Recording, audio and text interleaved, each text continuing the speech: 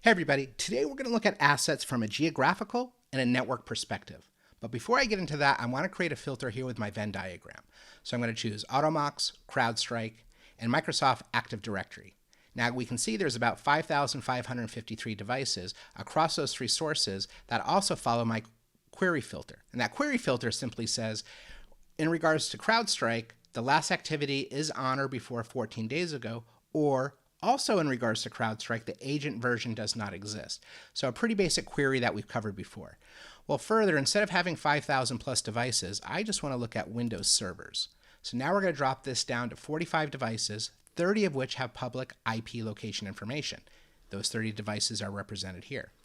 Now I can take this map and actually drill into it. Here's 19 devices. Those 19 devices are existing in a data center. So I expect to see those 19 devices. And here's one. This is a remote office. So here we actually have the OS, the platform, the geolocation IP, the internal IP, domain information, associated usernames, and other important information. Now this is a really handy tool looking at information from a geographical perspective. It can point out anomalies pretty quickly. For example, here's a device that's in Alaska. So if I want to drill into this device to get a little bit more data, we find out that it's in North Pole, Alaska, which has a population of about 2,200 people. And fun fact, they have Christmas all year long.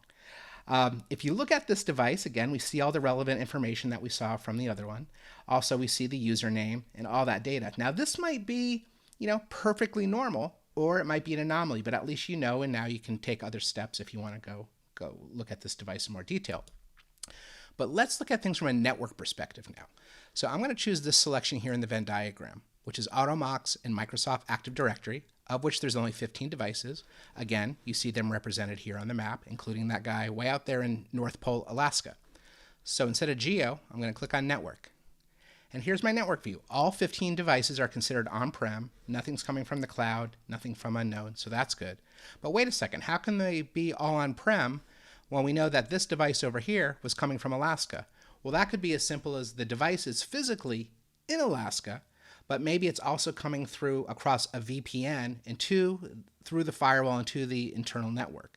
Now, based on that, we know that the device both is one, located in Alaska physically, and two, on-prem from a network perspective. And again, that juxtaposition is really great to understand. And all this information, again, is sourced without having any agents installed on these devices.